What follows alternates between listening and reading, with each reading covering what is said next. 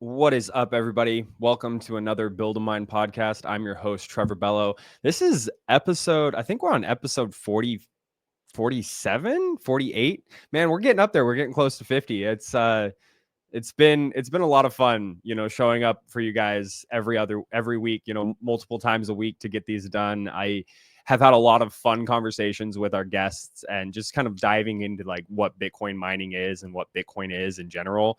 And I think I've learned more in the last 7 or 8 months than in the first original like 2 years that I was in Bitcoin. And so it's been an incredible journey. I am so grateful to everyone. We just had Thanksgiving, so we took a week off from podcasting, but I did release some podcasts. So just, like I said, I want to let you guys know that I'm so grateful to all of you, for watching the show, for sending me your comments, letting me know what you guys think about the podcast, for, interacting with me, and just like really being a part of this ecosystem that we're trying to build here at Build a Mind. And so, yeah, I'm super grateful for you.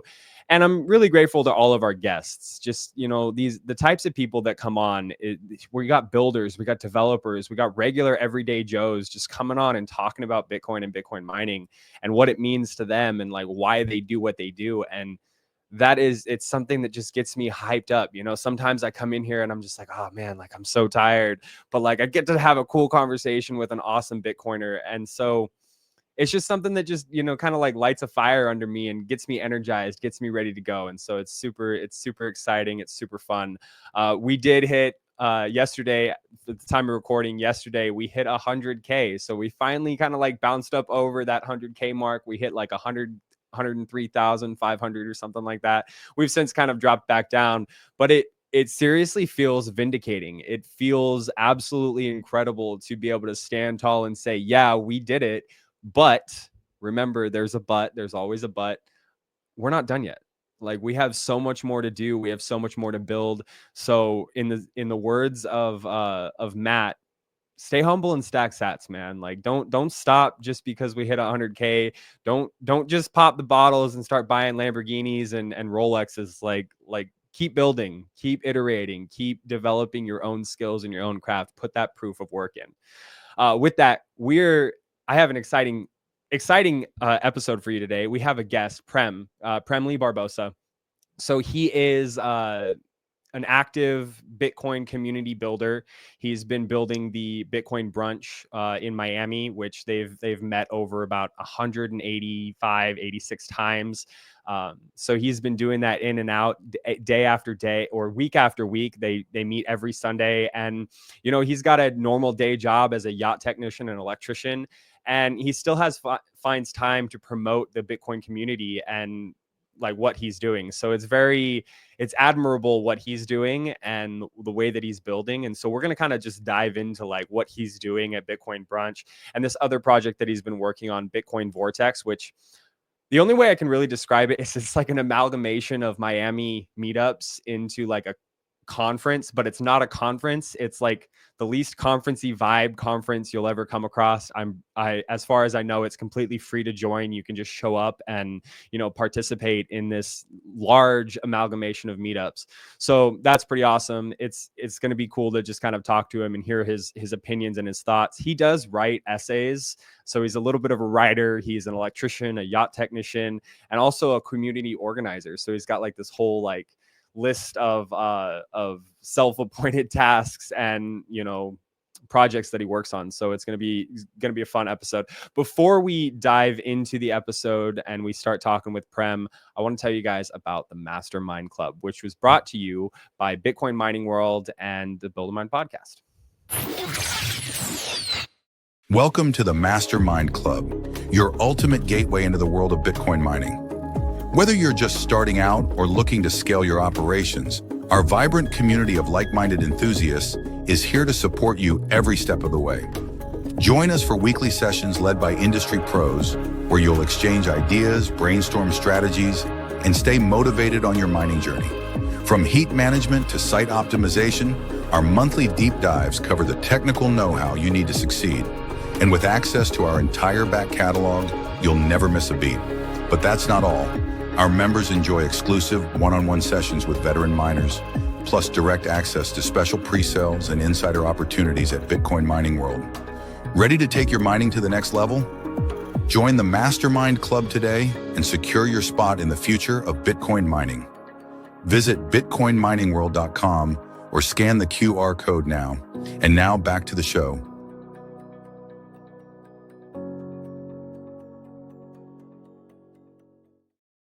All right, guys, I've made it super easy. Go to the QR code at the bottom of your screen right now to sign up for the Mastermind community. It's a perfect opportunity for anybody who's looking to get into Bitcoin mining. And Prem's pointing to it right there at the bottom, right over there. So, Prem, thanks for joining the Build a Mind podcast. How are you doing today, brother?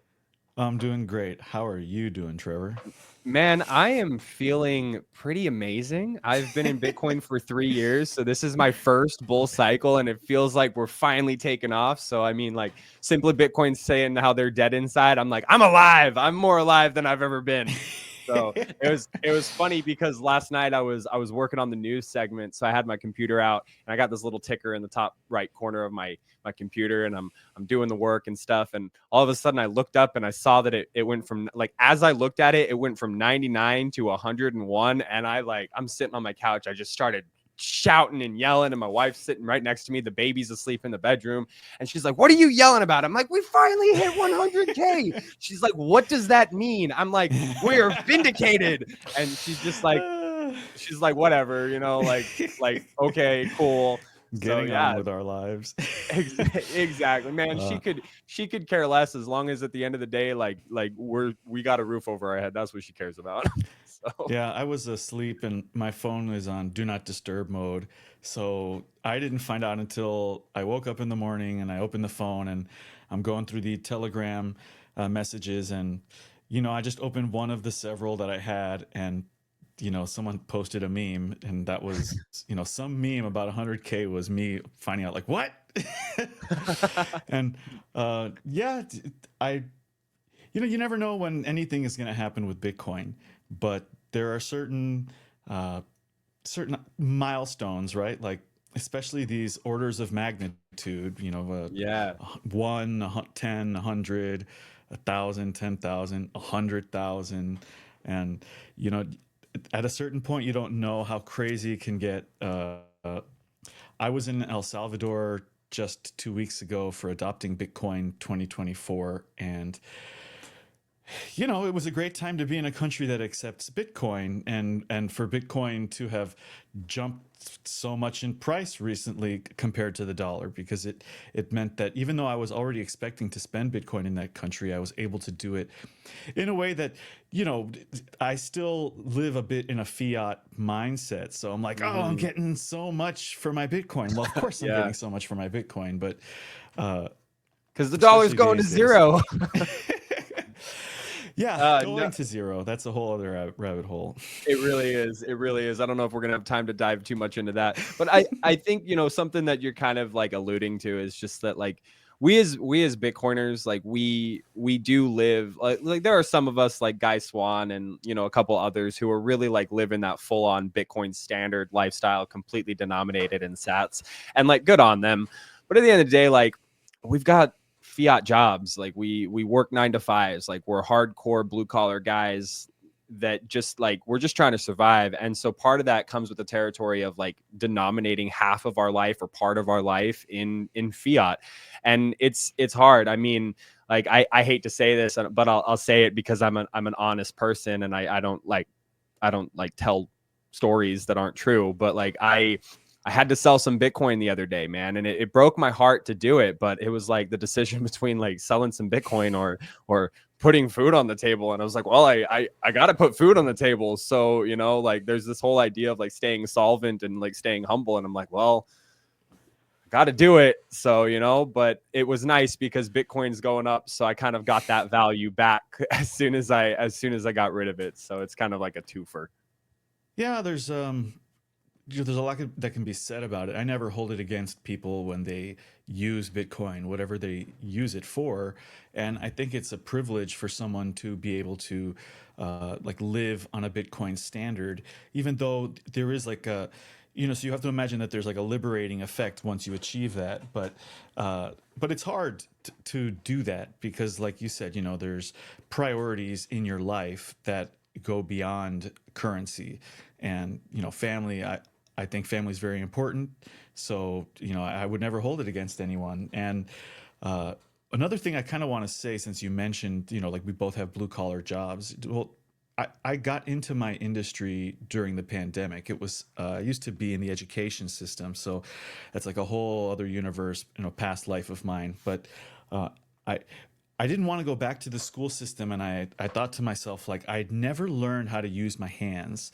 I was like a very intellectual kind of person, an academic perhaps, but I'd never been a practical hands-on guy. So I decided, to take that opportunity. It seemed like the universe and the planet and all of human civilization was kind of coming to a pause, right? There's like the pause button was pressed, and some of us had the opportunity, or we could take the opportunity to move things around. So like I spent a year learning, the program was called Marine Engineering Management. So like I took a bunch of different classes on engines, transmission, electrical, AC and DC, hydraulic systems, air conditioning, just a bunch of different stuff about, well, it's specifically geared towards yachts. But the interesting thing is that it's all kind of physics, engineering, science, chemistry. So it's really very universally applicable, which is great because a lot of things that I had known perhaps intellectually from studying science, I actually got to finally see be put to effect in the boats that I'm working on. And I get to work on some pretty big yachts in the shipyard where I work.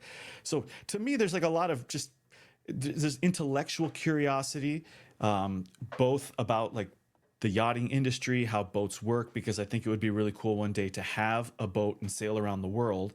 But also, like I said, to learn how to use my hands, and that experience of putting knowledge, or putting knowledge to experience, and the combination of the two, and how that creates a kind of magic that, like, maybe you might call it wisdom in certain cases, like that you can't get any other way. Like there's, Yeah.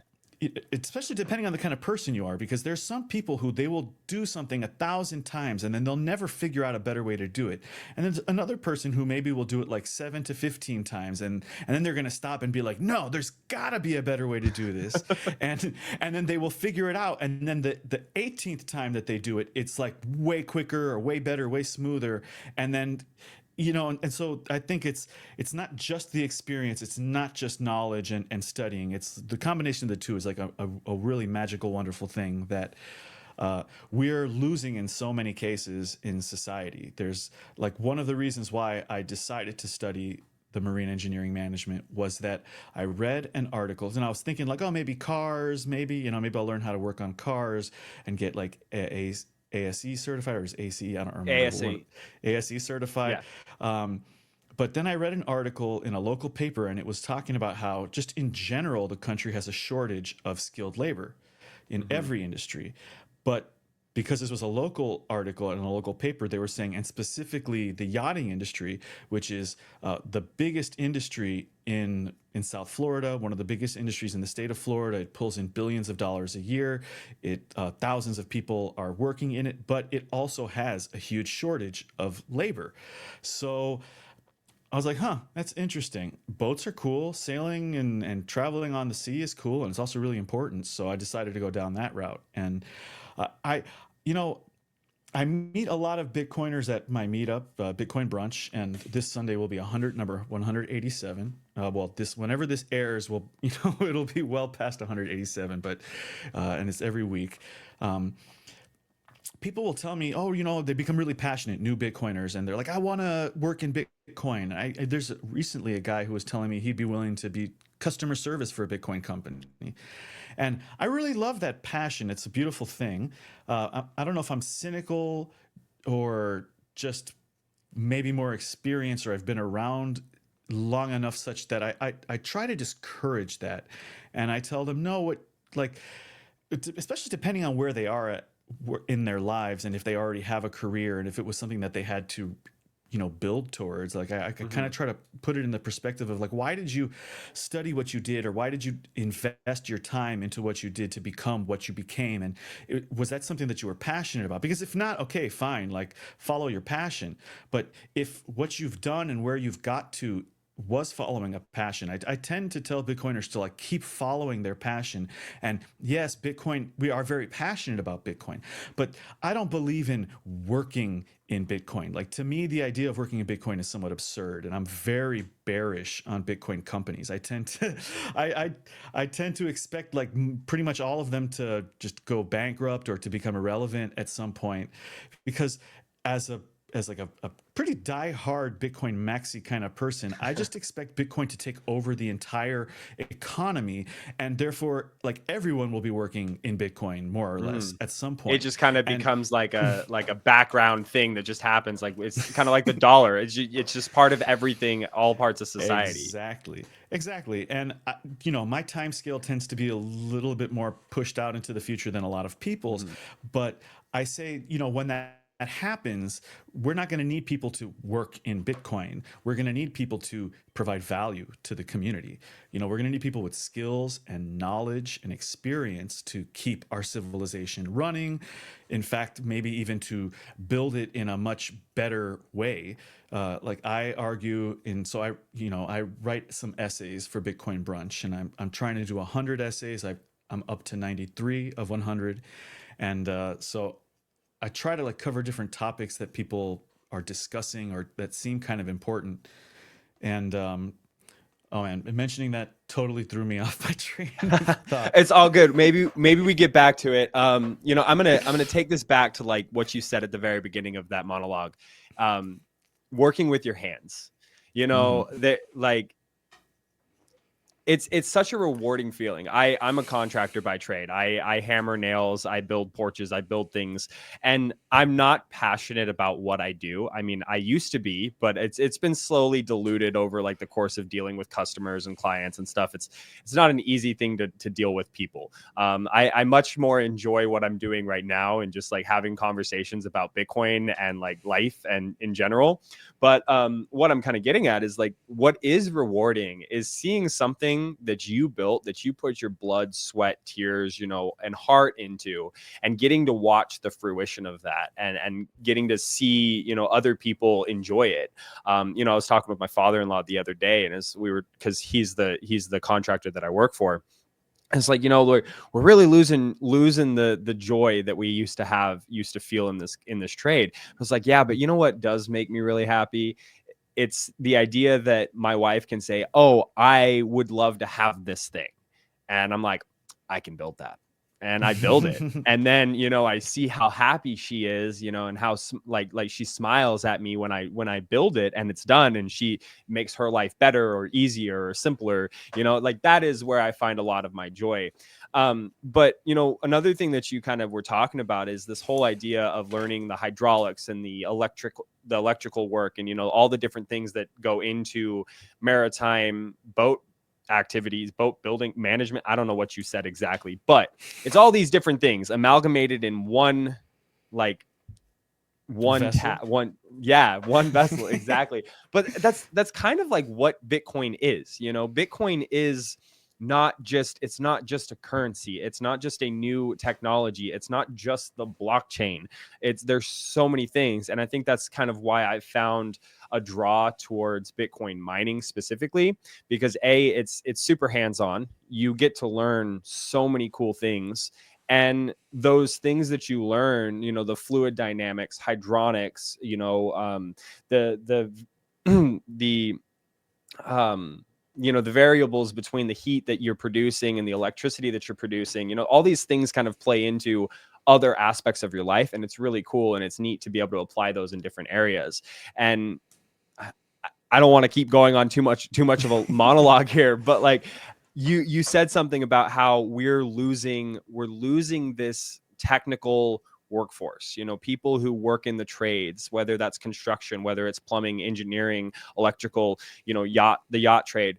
We're losing this because people think that I don't know if it's people think or if people have just been pushed this direction because of the way where the money flows. but we don't have that many people doing these trades anymore. And that's, I think, one thing that we need to start pushing more and more.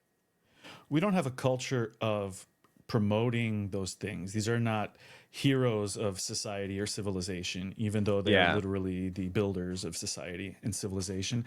I think there's an aspect of artisanship that has been lost in most of the industries. It's more about procedures, and Mm-hmm. most of the people engaging in a lot of these trades are they're just following procedures, and it's not artisanal. And you kind of touched on something talking about contracting and not losing the passion for it, or people in the industry losing the passion for it. And I feel like perhaps a part of the reason is because and for many different reasons, but it's become very cookie cutter. It's become very formulaic. There's not We're not problem solving anymore. We're not as builders, we're to some extent we're making someone's dream come true, but like people are having more limited dreams these days than maybe they once did. Imagination and creativity are like sinking significantly. And so I remember one of the things I wanted to say several minutes ago, and it was the idea of, like, how in the United States, they talk in history, and in like European history, they talk about the discovery of America, and they call it the New World. And Yeah. so I call the world that Bitcoiners are going to build, I call it the next world. And and and Okay. and I try to imagine like this place where the ethos that Bitcoin seems to imbue in so many people starts to pervade society and starts to reshape society, because we as human beings decide to hold ourselves and each other to higher standards. And so, just to give like one example, it's clothing.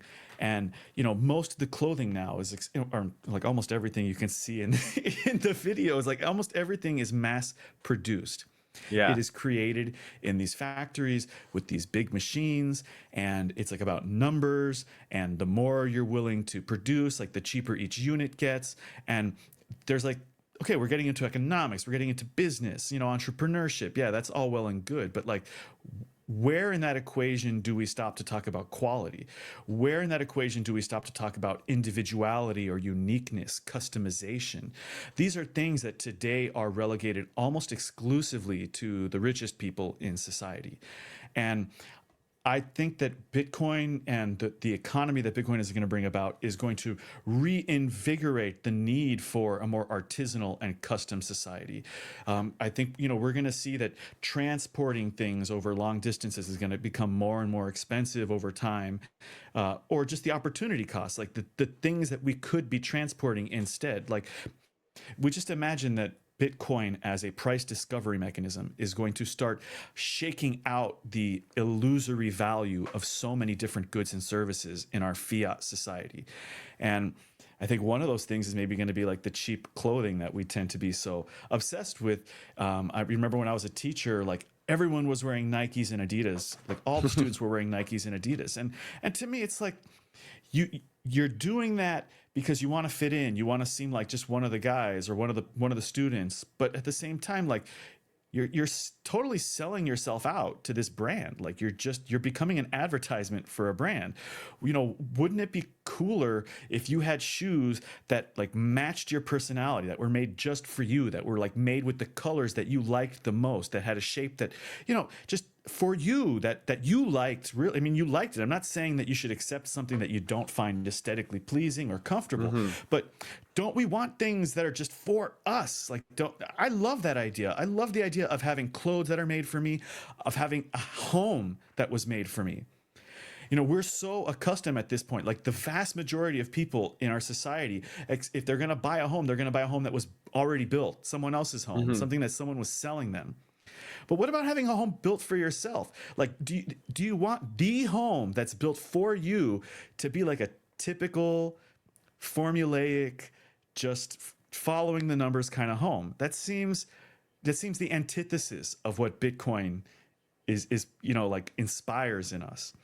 Like Bitcoin Absolutely. says, Bitcoin says no. Like, you should get a house that fits your personality, that is for you, that has the rooms that you need, not the rooms that some architect or some designer in some corporate office somewhere far away decided would fit that plot of land. Do you think that this whole idea comes from, is it the aspect of like low time preference, or is there something else about Bitcoin that causes like you can tell the people who are like true hardcore like Bitcoiners who understand the fundamentals, because that's exactly what happens. Their life starts to change. They start to see the world a little bit differently. And then there's the people who are just kind of like holding their coins on exchanges, and they're just like they're appreciating the value. They're here for number go up, but they're not really diving into the technicals. Is it because of that low time preference idea, or is there something else about Bitcoin that causes people to want better value and more artistic, like um artistic responsibility, I guess is maybe the word I'm looking for? I would say like Bitcoin, among so many other qualities, is a distributed lie detector. If you think about the free market, the idea of the invisible hand, Adam Smith, like this force that just works through the economy. Well, fiat allows banks and governments and other institutions that are able to create money. It gives them a power to distort the the otherwise purpose of money, which is as like a way to exchange and store value, and there's like a bunch of uses for money. But because they can literally just create this stuff, they completely distort the signals, right? The Mm-hmm. signals that we would otherwise call the invisible hand. Now, the invisible hand doesn't go away; it can never go away. But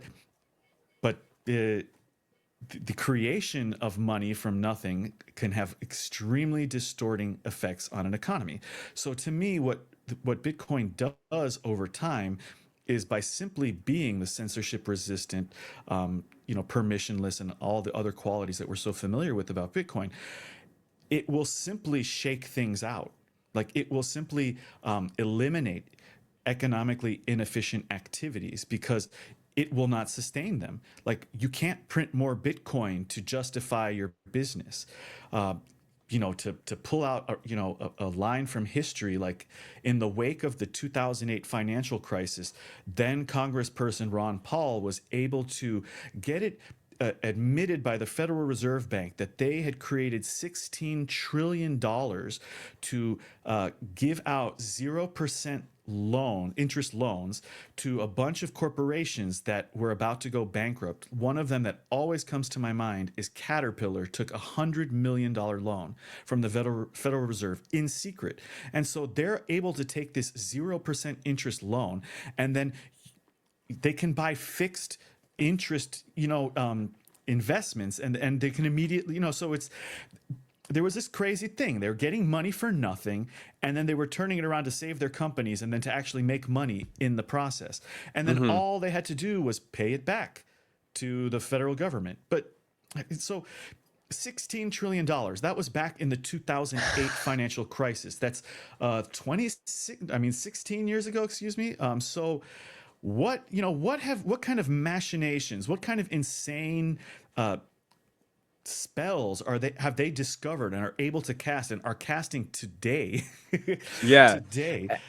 And like what, this goes back to like the free market, and like we once, like before 1972, and I mean some could argue that the Federal Reserve really kind of screwed this over too, but like we once lived in a system, a society where if your company was not appreciated by society and it wasn't doing a good job, even if it was appreciated but you weren't doing a good job executing that company, your company died. And somebody else who had stronger hands, who could really come in and build a better company, bought you for pennies on the dollar and made a better business. And that, I think that is something that, Bitcoin, I don't know. I can't say whether it's going to happen in 10 years, 15 years, 20 years, 50 years. But what I do feel like is going to happen is like you kind of alluded to it earlier, not Bitcoin businesses, but just businesses built on Bitcoin, and this whole idea of low time preference and building quality products, and asking the customer how they feel about it, instead of just mass producing these number drivers, I guess is a good way to put it. We're going to get back to that, and hopefully it's in my lifetime, because I would love to see the world change and there to be more beauty. I went to Milwaukee back in March of this year for a boot camp that we were doing, and I'm looking around at all the architecture, and I'm looking at this city that was built before they took us off the gold standard. And I mean, there is beautiful gargoyle, like stone carvings and statues, and just the beautiful city. And then like you've got like Chase Tower, just like this giant block of glass and metal. And it's like, it's really beautiful architecture, absolutely disgusting, perverse, like concrete slabs stacked on top of glass. And that's like, it's literally the dichotomy of our world. Is like, we used to have this beautiful like aspect in the world where we would build beautiful like things that our heart told us to like, it sang from inside of us, and we took the time to do it. And now you just see people in the rat race trying to put, like you said, numbers on a piece of paper, trying to boost those numbers. And it's sad, really. Like, as a Bitcoiner, and I don't know how you feel about this, maybe we could dive into it a little bit, but like, I look around the world and I see all these people, they might be overweight, they might be super depressed, they've got, all these different problems. And I just think that like, it's not Bitcoin that's going to fix that, but it's like the ideas and the ideologies that Bitcoin brings to your life when you start thinking about how money plays such a integral role in your life. And if that money is corrupted by, government, society, like politicians, whatever it be, like, then it bleeds into you and it corrupts you. What do you have to say? Like, what do you think about that? Yeah, I mean, I think I agree on so many levels. To me, it's more about um, like Bitcoin again. Like I was talking about price discovery. It's all. I think it's going to realign concepts of risk and reward, and also responsibility, because one of the biggest problems that we have in society is that we create, especially in Western society, we create this system, or advanced rich society, whatever, right? We create a population that's very comfortable physically, and so they become kind of complacent in a lot of ways. We don't really do things to survive for the most part. We do things to entertain ourselves, and time preference plays a big role in that, because we don't necessarily do things to make sure that we're going to be entertained when we're 80. We're very focused on making sure that we're entertained this weekend, Mm-hmm. and then living your life that way over a long period of time, and living in a society that like more or less encourages that way of living, um, it it could destroy a human body, on so many different ways. So like, Oh yeah. you party too much, and there's all kinds of diseases and cancers that you might get depending on your diet. Like you might get overweight. There's all kinds of diseases and metabolic disturbances that you might have, um, and we let, like, for instance, with the pandemic, and I don't really want to get too uh, too Yeah. controversial, but in general, these vaccine manufacturers in the United States, they have a certain kind of protection from Yeah. liability for the vaccines that they give to the U.S. population, and Force this is a upon big people. problem.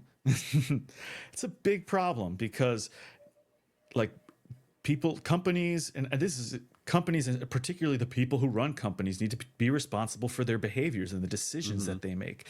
And so, from the top, like, at when this airs, it'll have been old news, but Joe Biden just pardoned his son of Yeah. all criminal behaviors from Yep. 2014 until 2024. So you're talking about like 11 years, and it's not like specific to the things that he was being prosecuted for. It was a generic pardon, which is unheard of in US history. So we're in crazy times, and like, how are the poorest or the lowest or the bottom, so to speak, of the economic pyramid, how are they supposed to live their lives if the people at the top of the pyramid are setting like the worst example of corruption and an incapacity to engage in like any kind of honest or sincere work? Yeah, Like, no, you're right. I completely agree with you, man. Like we okay, the bottom, the bottom of that pyramid, we built this nation. I would argue that we built every nation, like we, the people of the United States, yada yada yada, like we built that, and it was off of our time, our effort, our energy, our lives. And I really think that at the end of the day, most people would agree with me in saying that we just want to see the value that we put into this world reciprocated back to us instead of being stolen away from us. I mean, there would be no need for Bitcoin. This is the honest truth. There would be no need for Bitcoin if they would have just left all and well alone and never started stripping our value from us. But because well, they they can't. did, they, what do you mean they can't? They can't stop. They can't stop Oh, themselves. no, because they're the elite quintillionaires that don't care. I maybe that's what it is. Maybe that's they just don't care, but maybe they're just completely blindsided and they don't know how the world truly works. I mean, it pervades our society and our culture. Like, if you think about economics, one of the most common phrases is economic growth. And we are very preoccupied about growth. And to me, this is not like necessarily a healthy mindset. Um, Mm-hmm. there's no like organisms when they grow too much, they kind of like they kill themselves. They end up destroying themselves because they cannot handle all of the resources required to maintain their growth. So there's like a kind of a limit, not just to organisms, but to like societies, to like all the species on the planet. There's kind of a balance that gets reached. You might call it like a supply and demand. Yeah. uh, and so yeah, like organizations, especially in our society, they all want to grow. They want to grow their size. They want to expand their purpose. They want to have a larger balance sheet this year than the last year. And this is a huge preoccupation. Whereas, like, I tend to be more of the hippy dippy type, and I say, well, what instead of growth, why don't we like think about harmony or like synchronicity? We live on this planet and there's all these different cycles that are going on around us, like the weather, and you've got the tectonic plates deep under the ground. There's all this stuff that like we have, as far as like public discourse is concerned, we have no control over this stuff. Now, some people might disagree. That's a different discussion, right? But like, there's all the stuff that, at least I don't control. Me as an individual, I don't control when the hurricanes come and go. I don't control when the earthquakes happen. Living in South Florida, like, we get a lot of rain. We get crazy flooding sometimes. And to me, it's like bizarre that we don't build our society kind of in recognition of the fact that it floods. We kind of just keep putting all these band-aids on it.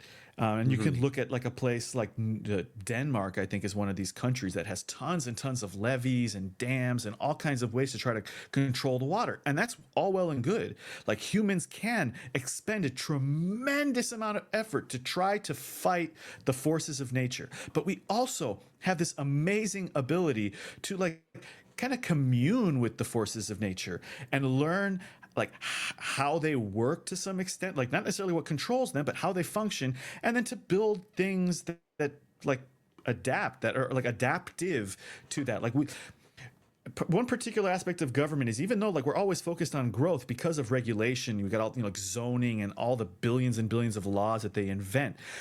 The only way that we can grow is like within the context of the rigid legal structure. So like, you can grow and you have to grow because that's great. Like, growth is really wonderful, but you have to grow this way.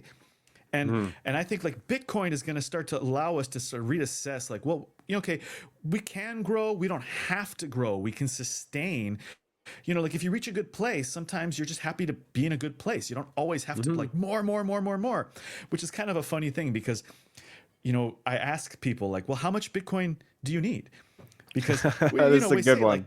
like we say we know stack sats. Like, okay, that's great. Like, how much do you need to stack sats? Like, if Bitcoin's a savings account, how big does your savings account need to be? Like, do you really need to spend your whole life preoccupied with constantly filling this this pile, or is there a certain point where it's like, okay, I've got a pretty good pile and let me like live my life, and maybe you work less, or maybe you retire. Like people retire at some point, or at least that's the Hmm. concept that we have. I mean, I think with Bitcoin, we're going to have less retiring, and we're going to just have more people like living their life out, like maybe working less or changing their hobbies. But hypothetically, I would hope that we're going to, because existence, the human existence, like the individual's existence, is actually really cheap compared to all of the resources that exist on the planet. It's just that because Yeah. of all the price distortions, there's certain things that have become so scarce and so hard to collect and so hard to save. It's nuts. Like water, for instance. Like we've got companies like Danone that are going around, or Nestle, one of the two. Maybe it's both of them. Maybe one owns the other. They go around the planet and they try to buy up all the water rights everywhere, and then they monopolize the water. And then it's hard to get clean water. So then you get crazy places like that situation in Flint, Michigan, where Hmm. they had all this crazy stuff in the water. And so, I think under a Bitcoin standard, whatever that means, like we're not going to put up with all that insanity that seems to go on so much. And I know I apologize to the viewers and listeners, like I'm all over the place, but I'm No, more of it's like a it's good. Bitcoin philosopher or ideologue. Yeah, no, I think it's always good, to dip into some of this philosophy and like the theology of Bitcoin. I know that I said this is a mining podcast, but at the end of the day, like I love talking about Bitcoin and I love hearing people's takes on it. I think that you provide a lot of context, and it really aligns with like everything that I see in the world. Like I just want like really honest and truly, like I have a son. He's going on 14 weeks, and he's my pride and joy. He's everything in the world that matters to me, him and my wife. And what I want is I want to be able to build something, whether that's a monetary like base, security, foundation, whatever you want to call it, but I want to be able to project that into the future so that I can spend more time with him and do the thing that truly matters to me, which is building a family that like at the end of the day, or the end of my life, when I look back and I can look back on my life and I can say, I want to be able to say like, I did what truly matters. I did, instead of just doing the rat race, trying to prove to people my worth and like show them by buying all these big things that I can't afford. Why not build a family that matters and build enough wealth, enough to just support us, and then be able to have that time. And I think that's kind of what you're alluding to, is that this Bitcoin standard that everybody talks about, it's less like living on Bitcoin and more of living within that ethos of Bitcoin, and not always purchasing the large S. Like I had a conversation with Sat Stack and Pleb Mark Werlin the other day, and we were talking, or it was not the other day, a while ago, but either way, he was talking like he's like yeah, like in 2020 we bought this house and I quickly realized this is too much house. And they bought it because they thought that that's what they wanted. They were always told like invest in real estate, buy a big house, it's going to appreciate through time, blah blah blah. But nobody tells you like the bigger the house, the more you have to clean, the more you have to maintenance. I'm a contractor. I know just how quickly that houses can degrade, especially in this fiat world that we live in, where everything's made out of press board and fucking tinfoil, So like really going back to like what you said is like, how much do you need? Do you really need to hold one Bitcoin? I highly doubt it. I really highly doubt that you need one whole Bitcoin. What your life looks like, what you want to be like, how you want to live your life, and the comfort that you want to live within, like that's going to dictate a lot of things. But what truly matters to you? And I think that kind of gets to the crux of what Bitcoin does. Bitcoin allows you, when you really dive into it, Bitcoin allows you to ask yourself, what do I want to get from this world? And what do I want to give this world? And then you just start kind of building from there. And that was a long way of like diving into a redirection of the podcast. But Well, you, so sir, go ahead. I got to me, I think one of the greatest values that Bitcoin can have in someone's life is helping us regain control of our time. Because if you become preoccupied with infinitely stacking sats, then your time becomes a slave to stacking sats. Whereas stacking slats should always be a slave to your needs and your priorities. And so, Bitcoin should always be a tool for trying to reassess what the value of your time is and what you should be doing with your time. Because anything that you do with your time, you're giving up all kinds of other opportunities.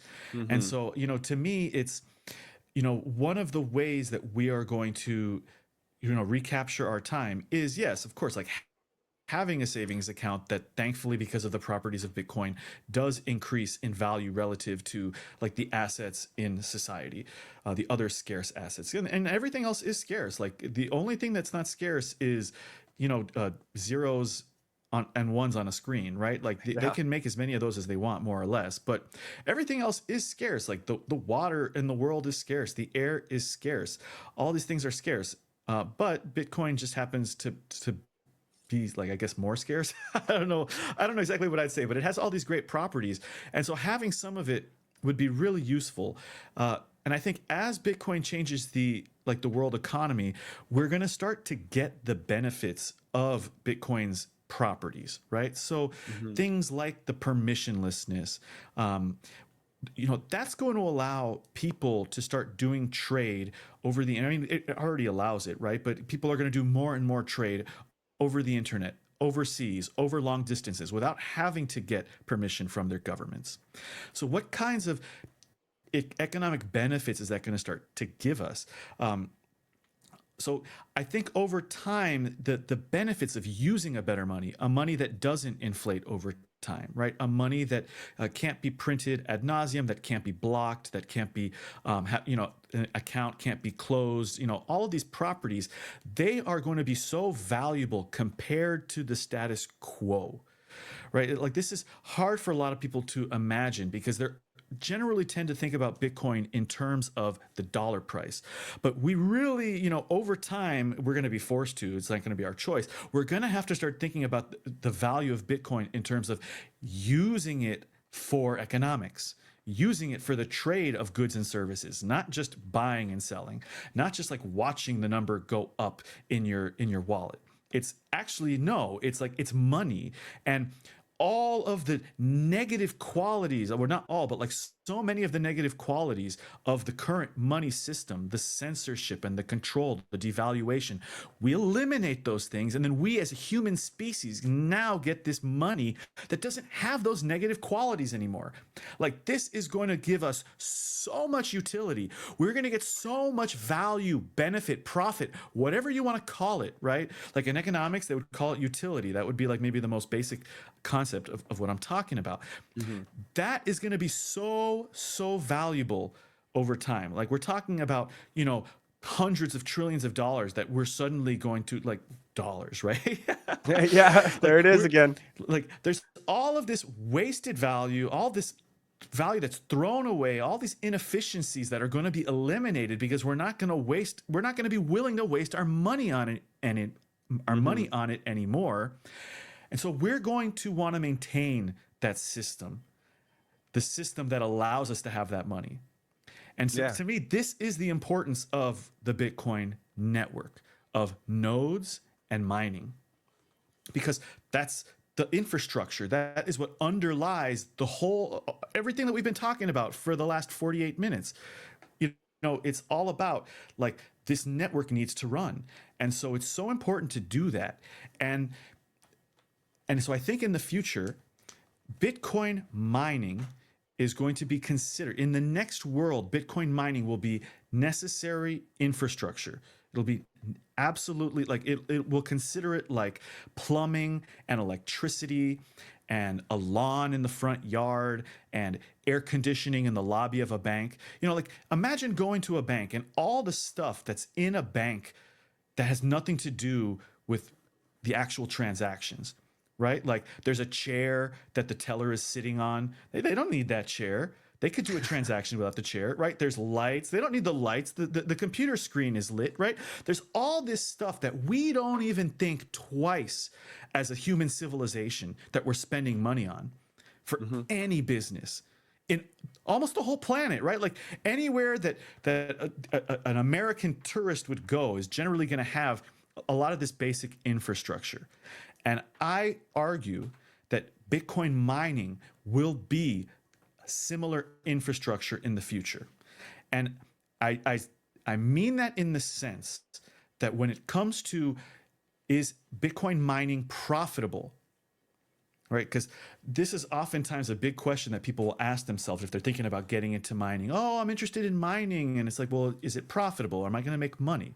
Well, I'm saying hands down, unequivocally, I am certain, I can be wrong, but I'm certain that Bitcoin mining is going to be a loss leader in the future. That it will absolutely, like the people who are mining Bitcoin, they're not going to make their money because of the Bitcoin that they're getting from the blocks, or the fees that they're getting from the blocks. No, I'm pretty sure it's going to be completely off chain, because these miners are going to get an income directly from a huge industrial base of businesses, factories, industries, and different kinds of companies that will all be paying a fee. Maybe at some point it will get to some kind of a base level, a percentage or something. I don't know. Hopefully it'll be way less than credit cards.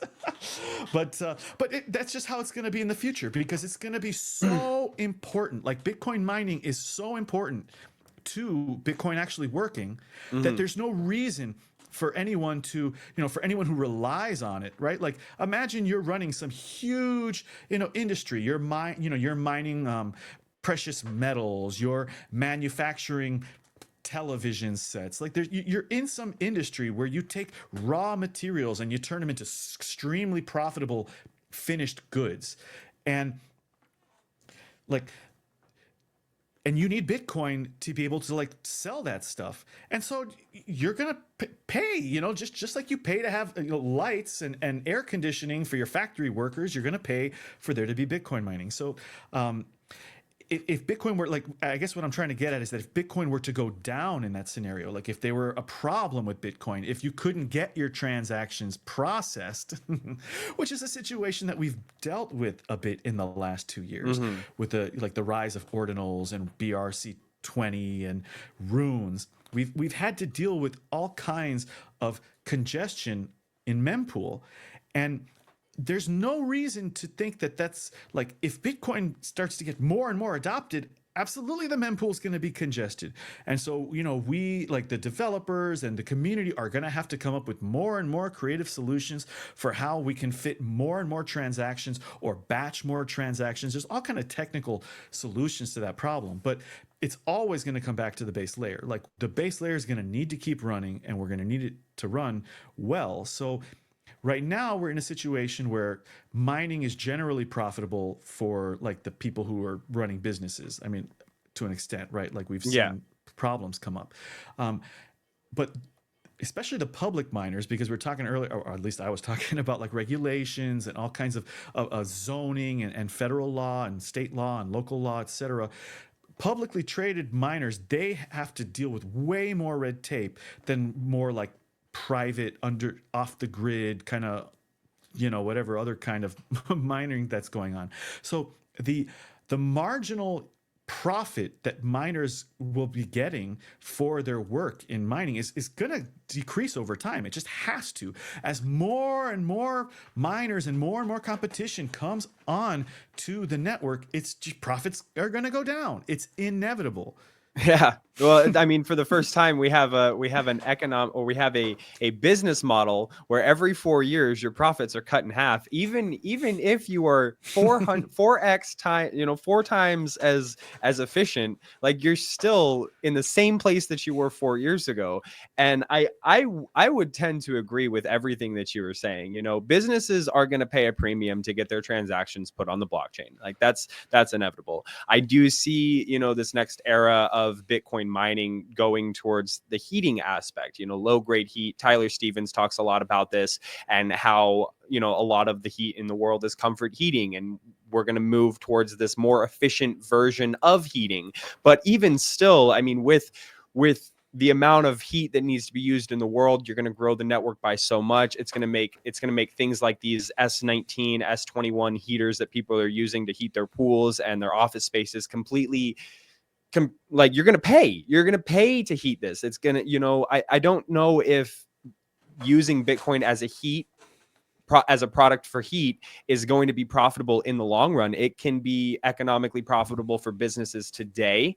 I actually have a buddy who is building a mine in, the Eugene area, and they're going to be ducting the heat into a growing, like a vegetation growing operation where they grow local produce for the community. And so like there's kind of a business factor right there. Like you can build a revenue stream around it, but at the end of the day, like, how long is that business model going to last? Like, how long is it going Yeah. to be until it's no longer profitable to do that? So it's also inevitable that, like that's going to be less profitable because there are eventually going to be cheaper sources of heat. It's like Yeah. ultimately like, so, Satoshi already noted way back when, 2009 or, probably 2009 that he would expect that like all electrical heating could be replaced by Bitcoin mining. Yeah. You could, and so you imagine anywhere in the world, anybody in the world who is getting their heat from turning electricity into heat. Like, yes, you should absolutely mine Bitcoin instead. There's, hands down, 100%. If you can get your hands on a miner, do it, because you're already spending the money on the heat, electricity on the heat. But in the long run, like there's a really interesting company. I can't remember their name right now, but they're like based out of somewhere in Scandinavia, and they create these insulated tubes that they fill with like a certain kind of sand mixture. Mm-hmm. And what they do is because like Norway and Sweden, like they have a long period of the year where they're in like very dark. Their days are very short. They have like very cold winters, and so the electricity is very expensive in that part of the year. And so what this company has done is they've come up with a technology. Like I said, they have these insulated tubes full of a certain mixture of sand, and these sands can be heated in the time of the year that electricity is cheaper and more abundant, like solar or whatever, other kinds of energy production, that they can heat the sand up to like 500 something degrees Fahrenheit, and it will maintain its heat for months on end. So, to me, we don't have free markets in the world. Like we're always going to have free market forces. We're always going to be pushed in general towards more efficiencies, but we're also generally always going to have these rent seekers and these politicians and government types who are going to restrict the ability for ideas to cross barriers. But Bitcoin is going to tear a lot of those barriers down. And so, like to me, something like that, like if we can store heat in sand for months on end, like that's bonkers, because there are so many different sources of heat. Like in my own I live in Miami, and it's a pretty hot place, and I have an air conditioner that's spewing heat out into the environment. So that's like one place right there where I'm creating heat in a already hot place. I've got a refrigerator in my kitchen that's got these coils in the back that are just like my air conditioner, are exchanging heat with the environment to get to make my food cold. So like another weird thing, like I was talking about the growth versus harmony, like we're so out of harmony when we're spewing heat out into the environment. Like what the heck are we doing? We should be capturing that heat and storing it, because you know what I also have in my apartment? I've got an electric water heater.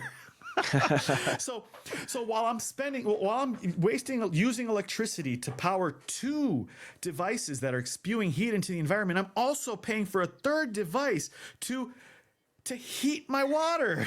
Like, what insanity is this? And if you multiply this for how many hundreds of millions, if not billions of people on the planet have a similar situation, like this is insane. So at least in the short run, like we could definitely be replacing water heating, like maybe in an apartment complex. We could have all of the heating for that apartment complex coming from maybe like one central Bitcoin mining facility in the basement. And like boom, now we don't have to be spending electricity on heating the water. And then maybe we could also like pipe, I don't know, whatever. So at least in terms of mining, like that's one of the things I absolutely think in the short term, like for the next, it could be for the next 50 to 100 years even, anyone Mhm. in the world who is spending electricity to heat their home, they should be mining Bitcoin. Yeah, I completely agree with that. I mean, until you get down into the economics of it, because these machines are very expensive. It's not easy. I mean, I'm a psychopath. I don't care about the money. I don't care about the sats. I care about helping to distribute the network and like having that in my home. But Well, how much it is an costs me S9 these days? an S9 is pretty cheap, but you're going to pay for it on the back end at 109 joules per terahash in some jurisdictions. I mean, when you're paying 15 cents a kilowatt hour and you're at 109 joules per terahash, you're going to pay like, I think you're paying like $20 a month for that to heat your home. Well, you know, I mean, you should only use it as much as you need to heat the home. Right, Like, right. I I just you're not gonna get I much.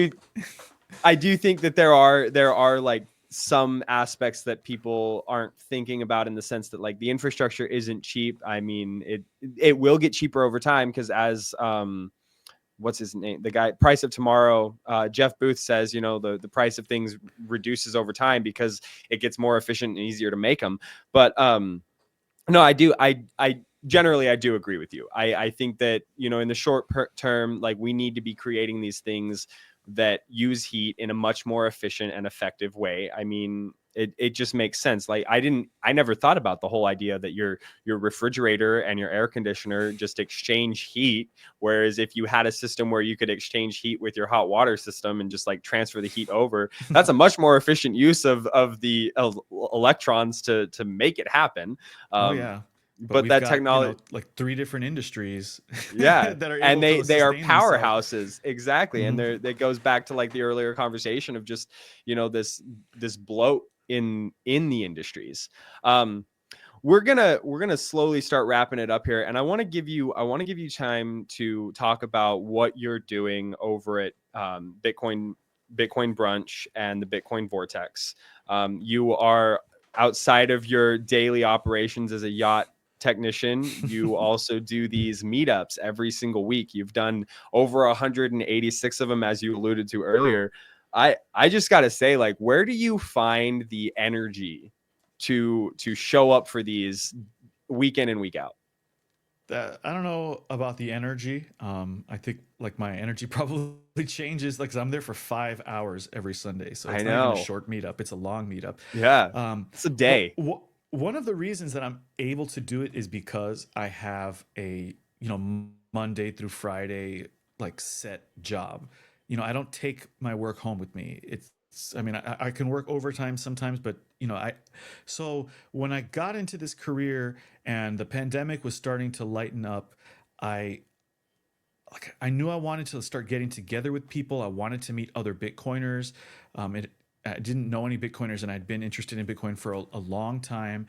Um, so I just knew like, okay, well, like there was another meetup that was happening once a month, and that's especially kind of coming back into the Bitcoin space after having been out of it for a while. I was kind of exuberant and I had like a lot of excitement. So I knew I could commit to Sundays. So I'm just like, okay, whatever, every Sunday that's going to be my thing for I don't know how long. I didn't expect it to last more than 3 years.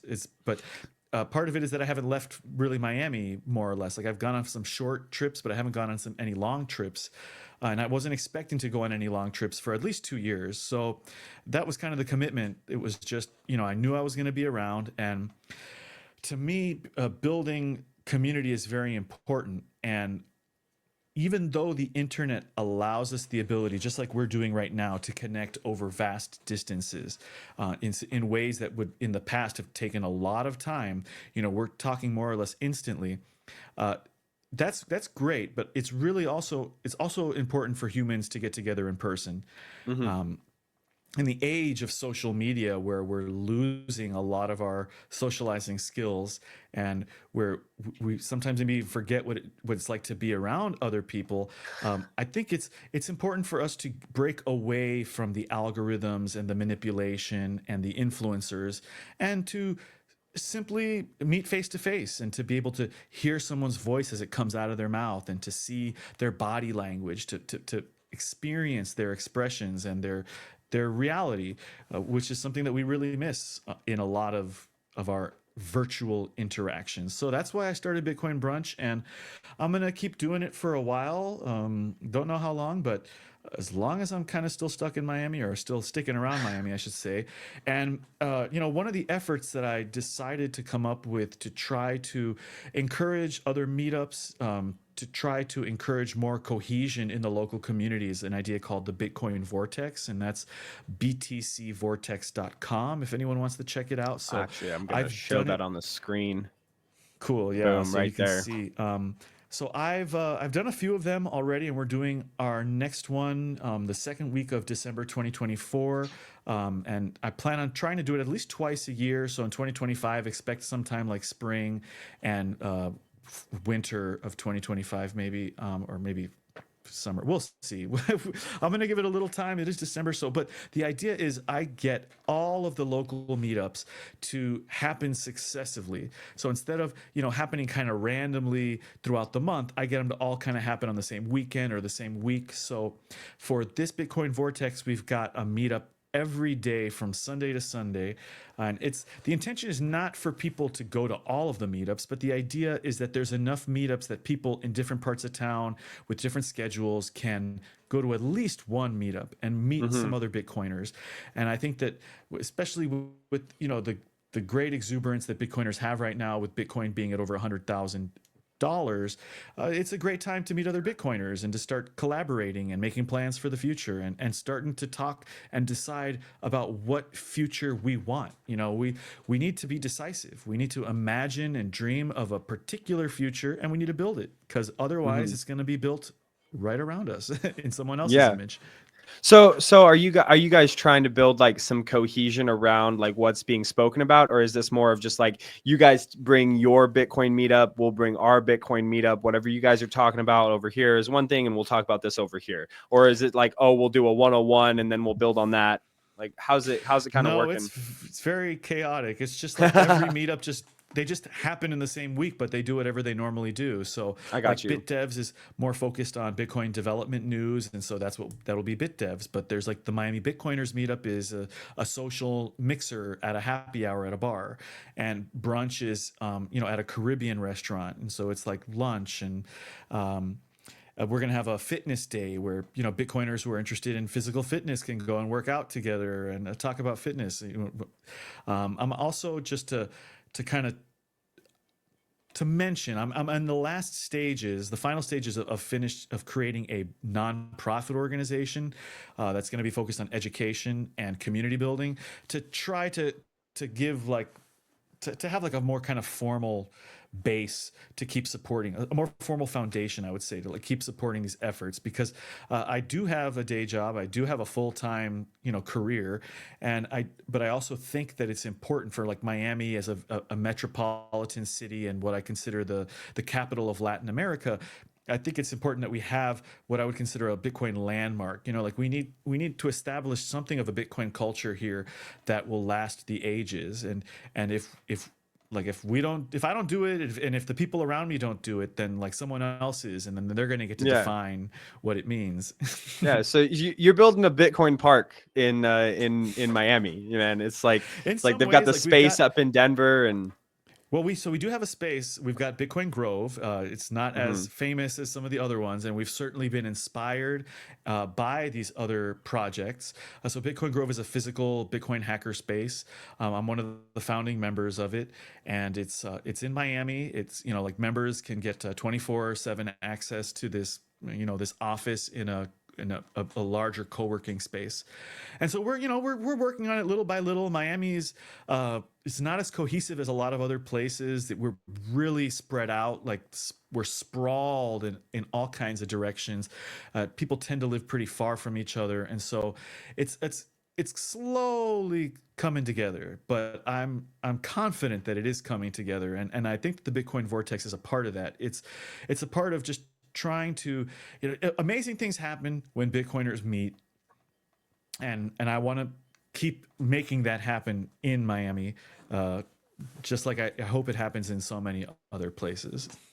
Would you have ever thought that like this is what you would be doing like 3 years ago when you started doing the Bitcoin brunch? Could you have imagined that you'd be where you are today, like trying to build this like cohesive community in the city of Miami?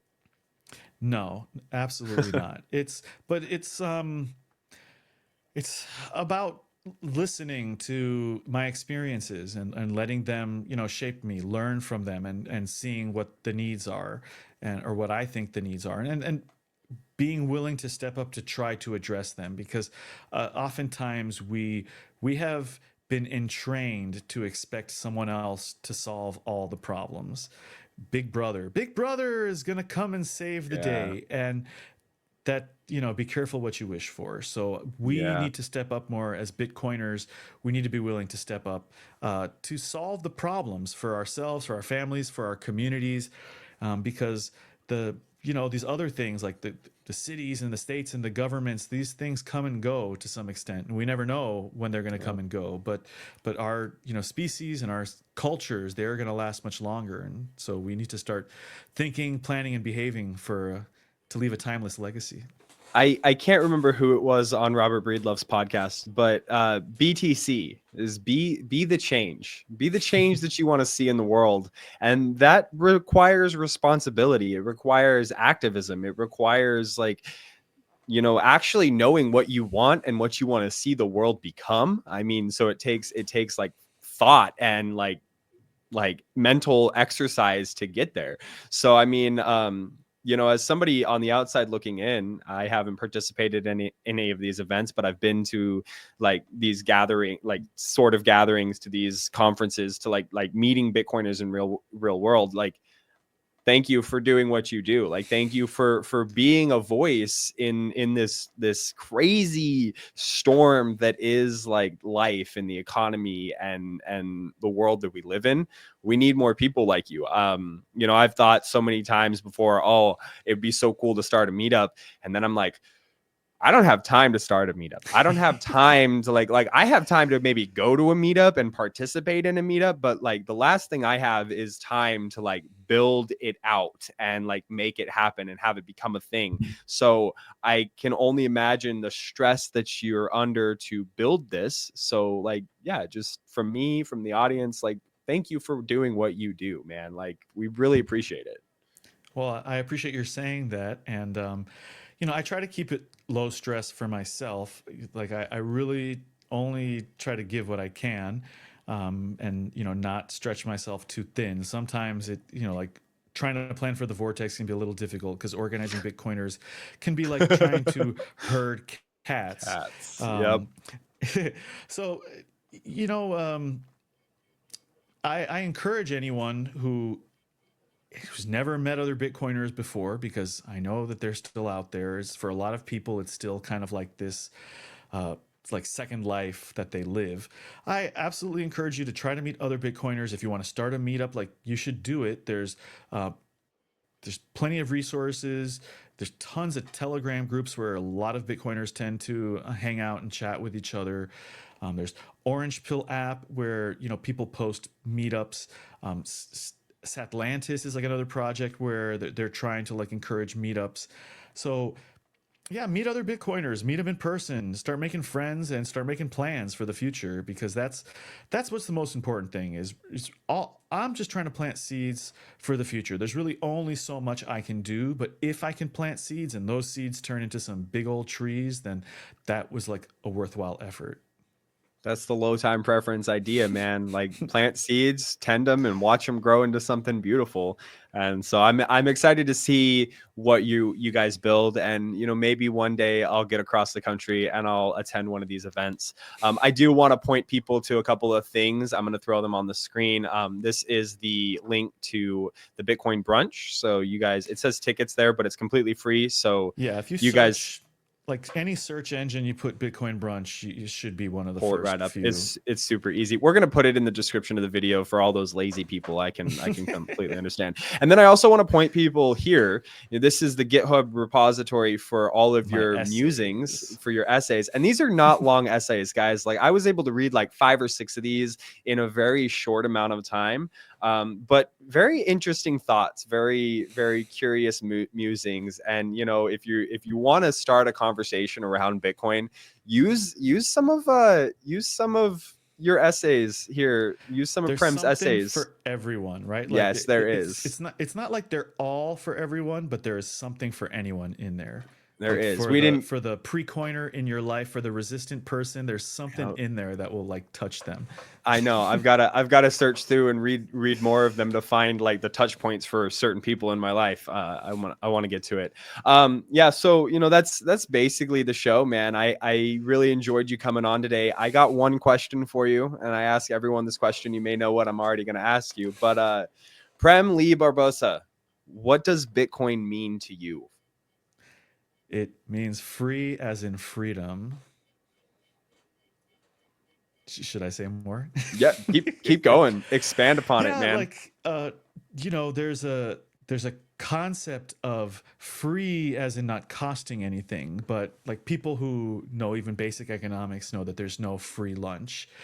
Um, everything costs resources, it costs time, and time is the most precious resource we have. So Bitcoin is a tool, and like any tool, it can be used for good, it can be used for bad. You can use it productively, you can use it wastefully. But I hope that those who are yearning for liberation in this insane time that we live in, you might think of Bitcoin as a tool to free you from some of that insanity. So to me, Bitcoin is free as in freedom. It's not free as in no cost, but it's free as in the kind of freedom that you're going to have to work to maintain every single day of your life until your last breath. But that freedom is precious.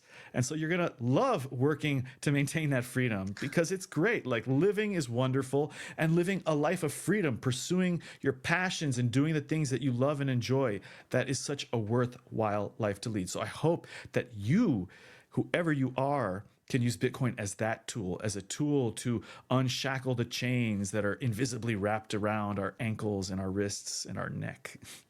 Oh man, that is what a beautiful way to end the show, man. Like, it wraps up everything that we talked about just all in one beautiful bow present, whatever you want to call it, man. Thank you so much for coming on the show today. Point people to obviously we pointed people to Bitcoin Brunch, Bitcoin Vortex, and your GitHub repository, but point people to anything else that you want to point them to.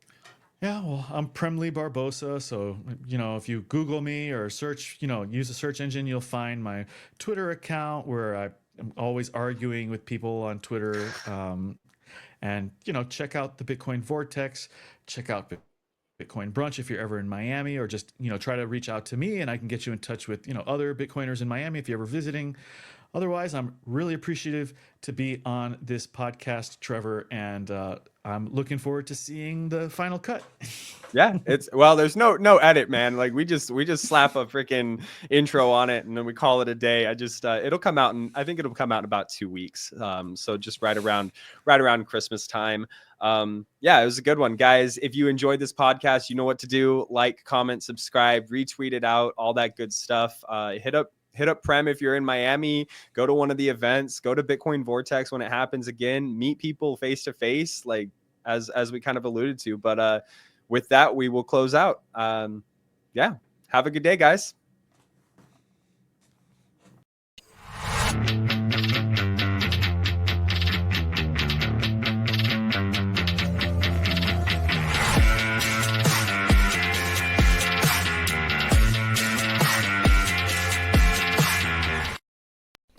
Please note, the Build a Mind podcast provides information for general educational purposes only. This information should not be construed as legal, financial, or investment advice. We do not guarantee the accuracy or completeness of any information presented, and we encourage you to consult with a professional advisor, legal advisor, and/or financial advisor before making any financial decisions.